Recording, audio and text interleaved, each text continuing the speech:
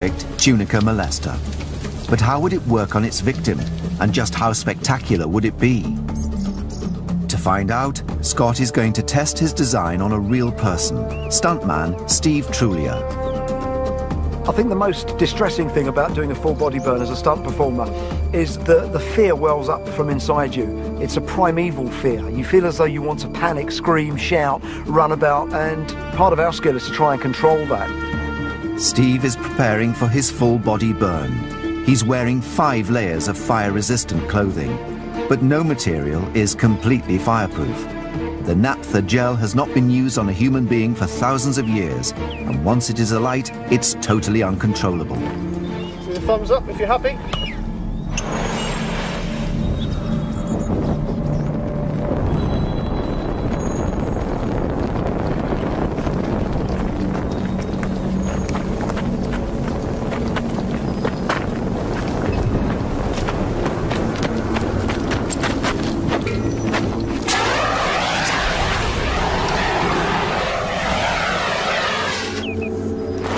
Steve, you're out. Okay, Steve. Okay.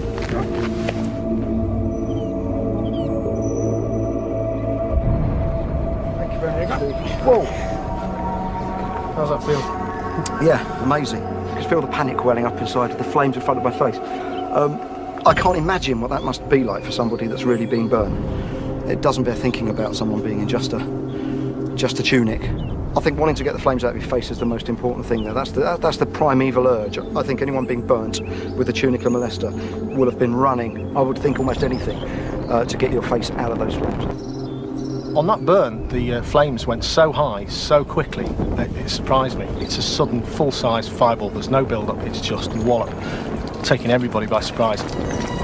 The test proves that it is possible to create a large fireball that will last for up to a minute. An agonizing spectacle.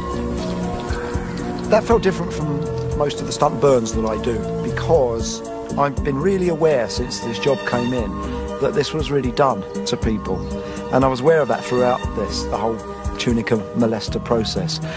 So it felt different. It was more poignant in a way, and it's made me quite pensive and thoughtful about the whole process.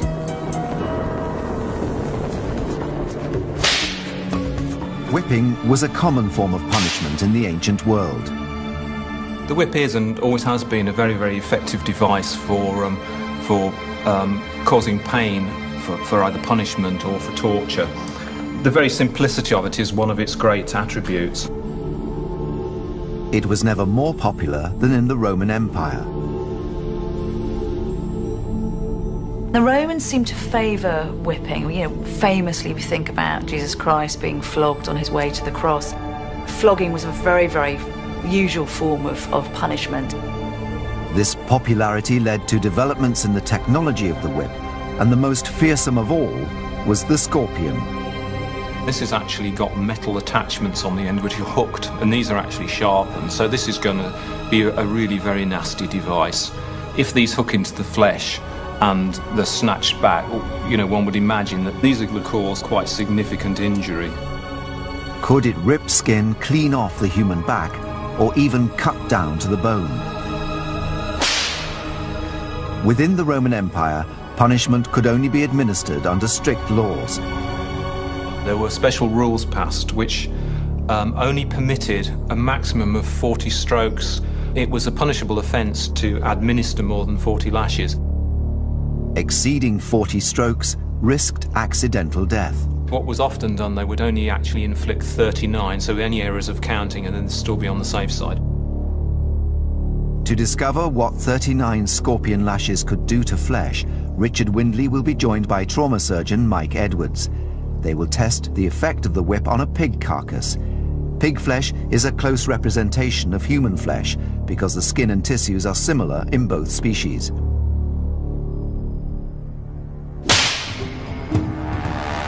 Richard administers 39 lashes of the scorpion.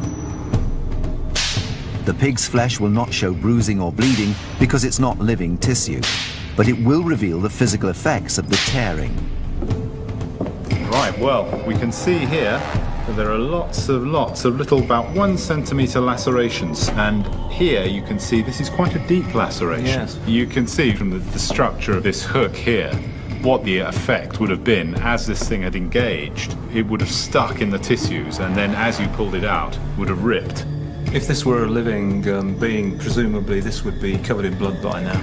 Oh yes, each one of these little cuts you can see here would undoubtedly be bleeding. This would be red raw. But the law restricting the flogging to 39 lashes did not apply to everyone. Those condemned to crucifixion could be whipped until close to death.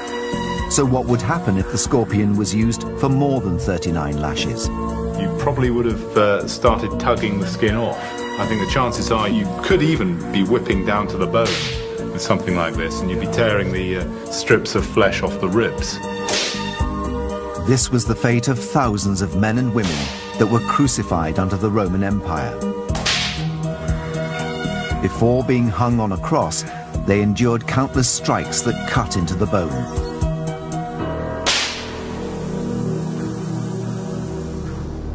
Another form of cruel punishment was used centuries later in medieval Europe, when the penalty, it was believed, should fit the crime. If the sin had been lying or blasphemy, the appropriate sentence was the pear of anguish. The pear is an insult, it's an assault on the human body. Our mouths are used in breathing, in eating, in communication, and the pear violates all of those. It was a device forged from iron, and it consisted of 4 petals secured around a central thread.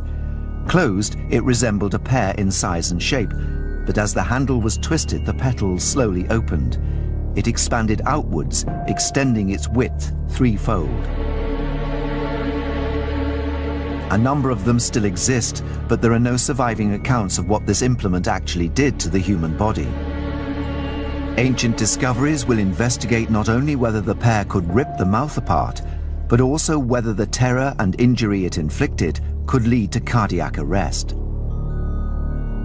Forensic dentist Dr. Catherine Adams will analyze the effects of the pear of anguish on the mouth. The torture is, in many respects, the sheer horror of what this is going to do. Something is going to be inserted against your will into your mouth. The first obstacle to the torturer is going to be the teeth. The sheer weight of this is likely to actually fracture some of the teeth.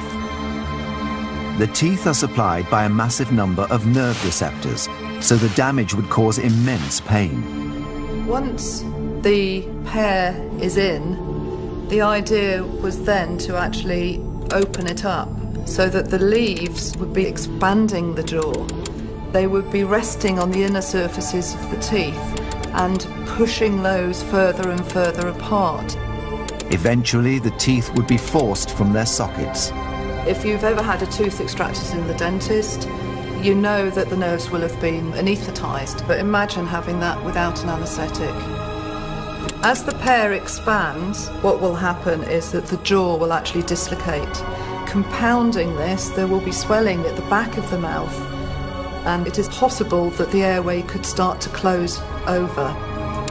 The obstruction in the mouth, the shock and the constriction of the windpipe would make breathing more and more difficult.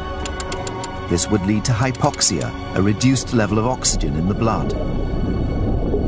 The hypoxia is going to have significant effects on the rest of the body.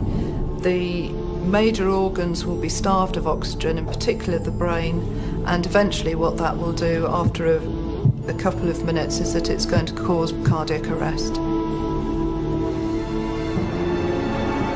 During this medieval period, the Inquisition sentenced thousands to be burnt at the stake. But did these victims actually die from burning, or was death caused by inhaling the flame itself?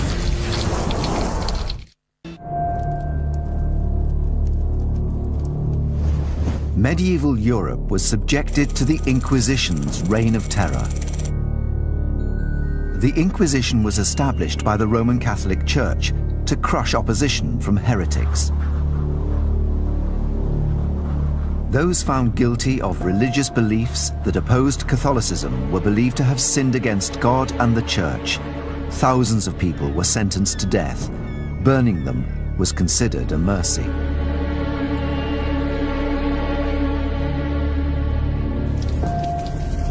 It was believed that through the fires, a kind of taste of the fires of hell, there was the smallest chance that the victim might actually be able to receive redemption and salvation.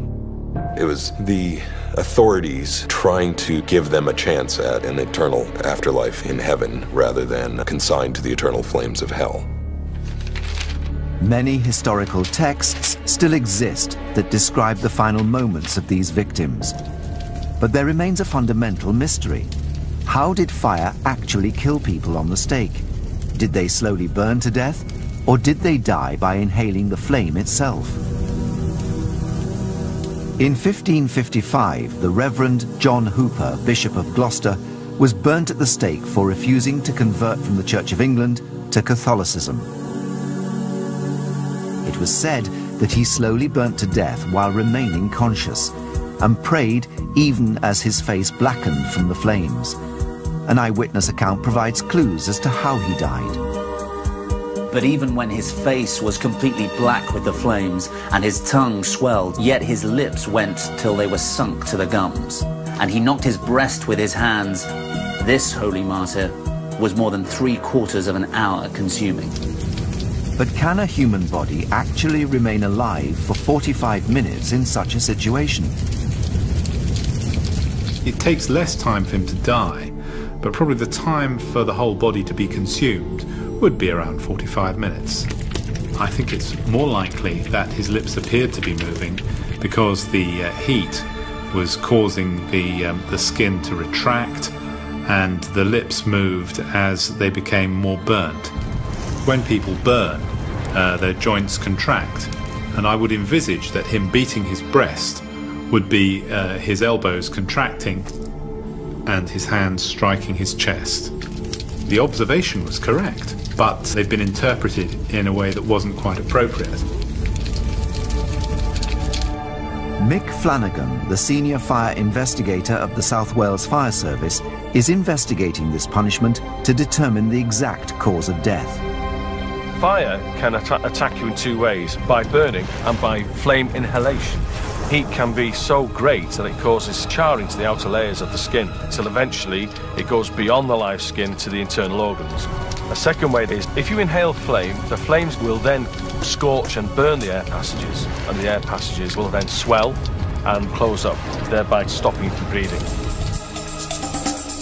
Mick has erected 3 types of stake most commonly used in the executions. One has timbers to head height, another is surrounded by a ring of firewood, and the third has wood around its base. This is the type of stake that the Reverend John Hooper is believed to have died on. To determine cause of death, Mick will monitor the height of the flames and the temperature on each stake. If the temperature exceeds 60 degrees centigrade or 140 degrees Fahrenheit for more than 15 minutes, he will know that the victim died from burning. If the flames reach head height on the stake before this, the victim would have died from inhaling the flames. Almost immediately, there is a reading from one of the stakes.